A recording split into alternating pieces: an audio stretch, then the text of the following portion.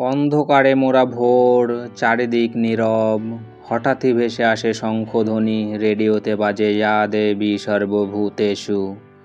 বাঙালি হৃদয় কেঁপে ওঠে আবেগে, এসেছে মহালয়া, শুরু হলো দেবীপক্ষের সূচনা।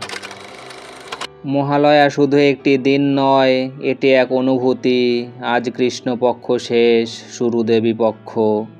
অন্ধকার ভেদ করে আলো আসে, মা দুর্গার আগমনের বার্তা ছড়িয়ে পড়ে চারিদিকে।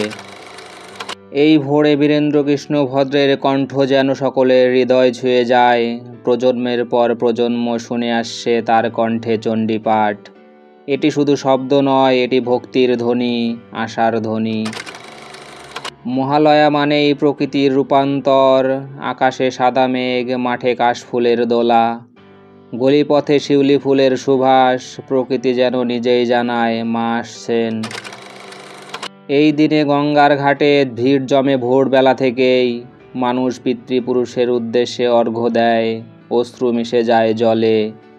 মনে হয় অতীত আর বর্তমান হাত ধরাধরি করছে। চণ্ডীপাঠে ভেসে আসে দেবীর মহাকাব্য, শক্তির জয়গান, সাহসের মন্ত্র, অশুভের বিরুদ্ধে সংগ্রাম।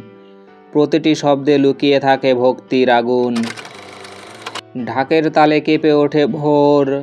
ঢাকের শব্দ মানে আনন্দ, ভক্তি, উল্লাস। মনে হয় মা ধীরে ধীরে আসছেন আমাদের ঘরে। মহালয়া মানে মিলন, ধনী গরিব, গ্রাম শহর, সবার হৃদয় এক সুতোয় বাঁধা। আজ কোনো ভেদাভেদ নেই, আজ আমরা সবাই মায়ের সন্তান। শিশুরা চোখ বড় করে শোনে মায়ের গল্প, অভিভাবকেরা প্রার্থনা করে মা যেন তাদের সন্তানকে রক্ষা করেন, জীবনে এনে দেন আশীর্বাদ। মহালয়া মানে আশা। অন্ধকারের পর আলো আসে, অশুভের পর শুভ শক্তির জয় ঘটে। আজকের ভোর সেই আশার প্রতীক। প্রকৃতি, মানুষ, আবেগ সব একসাথে মিশে যায়। মনে হয় গোটা পৃথিবী প্রস্তুত মা দুর্গাকে স্বাগত জানাতে। এ যেন আনন্দ আর ভক্তির এক মহাযাত্রা। এই দিনে অশ্রু আছে, আছে স্মৃতি, আছে আনন্দও। একদিকে পিতৃপুরুষের শ্রদ্ধা, অন্যদিকে মায়ের আগমনের আনন্দ। মহালয়া তাই একসাথে আবেগ আর আনন্দের উৎসব। ঢাক, শঙ্খ, আলপনা, আলো সব মিলে মহালয়ার ছবি।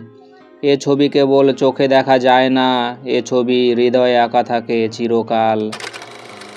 মহালয়া আমাদের শেখায় অন্ধকারের পরই আলো আসে, দুঃখের পরই সুখ, সংগ্রামের পরই বিজয়। এ এক শাশ্বত শিক্ষা। মহালয়া মানেই আশার সূচনা, আলোর আগমন, ভক্তির মহাযাত্রা। আজ বাঙালির প্রাণে বাজে একটাই সুর, এসো মা, এসো। এ ভোর আমাদের মনে করিয়ে দেয় মা এসেছেন, এসেছেন আমাদের মাঝে। তাই আজকের এই শুভ দিনে সকলকে জানাই শুভ মহালয়া।